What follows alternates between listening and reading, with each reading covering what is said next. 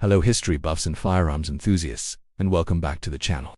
Today, we're setting our sights on a true legend, a rifle that defined an era and became the iconic sound of the British Empire at its zenith. We're talking about the one and only Martini Henry rifle. You've probably seen it in movies like Zulu, heard its distinctive report in countless documentaries, and maybe even wondered what made this single-shot rifle so special. Well, get ready, because we're about to pull back the breech block on the fascinating history of this incredible firearm. Our story begins in the aftermath of the Austro-Prussian War of 1866. European powers, including Great Britain, watched in shock as the Prussian army, armed with their new Dreyse needle-fire breech-loading rifles, completely outclassed the Austrians and their traditional muzzle-loaders. The message was clear: the age of ramrods and muzzle-loading was over. Breech-loading was the future, and Britain needed to catch up, fast. The British War Office launched a series of trials to find a replacement for their trusty but now obsolete pattern 1853 Enfield rifle musket. They had already begun converting many Enfields into breech loaders using the Snyder system, but this was just a stopgap. They needed a purpose-built modern rifle. The competition was fierce, with inventors from all over the world submitting their designs. But two key innovations stood out. The first was a brilliantly simple and robust falling block action, designed by a Swiss inventor named Friedrich von Martini.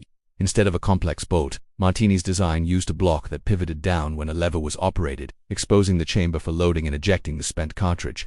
It was strong, reliable, and incredibly fast to operate for a single-shot weapon. The second piece of the puzzle was the barrel. A Scottish gunsmith named Alexander Henry had developed a unique polygonal rifling system. Unlike traditional rifling with sharp grooves, Henry's design had 7 gentle polygonal lands and grooves. This made the barrel easier to clean, reduced fouling, and was found to be exceptionally accurate. So, what happens when you combine a genius Swiss action with a brilliant Scottish barrel? You get the Martini Henry. In 1871, the British Army officially adopted the rifle. Breech-loading Martini Henry Mark I. It was a marriage of two incredible designs, a firearm that was greater than the sum of its parts. The new rifle was chambered for a massive cartridge, the .577 450 Martini Henry. This was a beast of a round. It was originally a coiled brass case, later drawn brass, filled with 85 grains of black powder, pushing a 480-grain lead bullet. This thing packed a serious punch. It wasn't just a cartridge, it was a statement. When a Martini Henry spoke, everyone listened. Its stopping power was legendary, a crucial factor for a colonial army often facing overwhelming numbers in close-quarters combat. So how did it work? It was beautifully simple. The soldier would push the lever behind the trigger guard forward and down.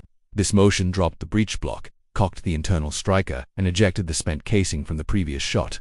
The soldier would then thumb a new cartridge into the chamber, pull the lever back up to close the breech, and the rifle was ready to fire. A trained soldier could fire 12 to 15 aimed shots a minute, a blistering rate of fire for the time. This 10 rounds rapid became a cornerstone of British infantry doctrine. The Martini Henry quickly became the workhorse of the British Army and was sent to every corner of the vast British Empire, from the arid plains of Afghanistan to the dense jungles of Africa and the hills of India. The rifle saw action in countless colonial conflicts. Its most famous, or perhaps infamous, moment in the spotlight came during the Anglo-Zulu War of 1879, at the Battle of Rorke's Drift. A small garrison of just over 150 British and colonial troops successfully defended their station against an assault by 3,000 to 4,000 Zulu warriors. The disciplined, rapid volleys from their Martini Henry rifles were instrumental in repelling the brave and determined Zulu attacks.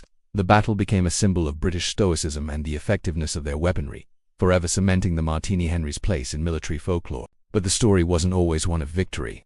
Just days before Rorke's Drift, at the Battle of Isandlwana, a much larger British force was overwhelmed and annihilated by the Zulus. This showed that even with superior firepower, tactics, training, and leadership were paramount.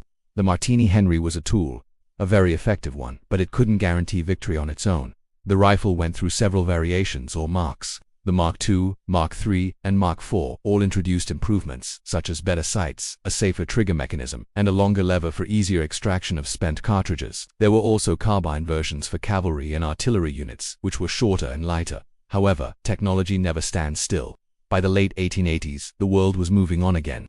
The invention of smokeless powder and the development of small-caliber, high-velocity rounds led to the rise of repeating bolt-action rifles. The French had their Lebel, the Germans their Gouhar 88. The big, slow-moving black powder slug of the Martini Henry was becoming obsolete. In 1888, the British Army adopted the Lemaitre magazine rifle, which would eventually evolve into the legendary Lee Enfield. The era of the single-shot battle rifle was drawing to a close, but that wasn't the end of the Martini Henry. Far from it. While it was phased out of front-line service, thousands upon thousands of these rifles remained in use with colonial troops, reserve units, and police forces for decades. Many were sold as surplus and found their way into the hands of civilians, sportsmen, and local militias all over the world. In regions like the northwest frontier of British India, now parts of Pakistan and Afghanistan, the Martini Henry became a prized possession. Local gunsmiths in the Khyber Pass became famous for their incredible, often handcrafted copies of the rifle. These Khyber Pass copies are a fascinating part of the story, a testament to the rifle's enduring design and legendary status in the region. Many of these were still in use well into the 20th and even the 21st century. So why do we still talk about the Martini Henry today? It's more than just a piece of wood and steel. It's a symbol. It represents a pivotal moment in military history. The transition from ancient muzzleloaders to modern cartridge firearms. It's a tangible link to the Victorian era, a time of immense change, exploration, and conflict. Its simple, robust design and powerful cartridge made it a rifleman's rifle. It demanded respect, and in the hands of a trained soldier, it was an incredibly formidable weapon. Its legacy lives on, not just in museums and history books, but in the stories we tell and the movies we watch. It's an icon, a legend of the British Empire, and a firearm that truly left its mark on the world. Thank you so much for joining me on this journey through the history of the Martini Henry rifle. I hope you found it as fascinating as I do. If you enjoyed this video, please give it a thumbs up, and don't forget to hit that subscribe button and ring the bell so you won't miss our next historical deep dive. We've got a lot more amazing stories to tell. Until next time, stay curious.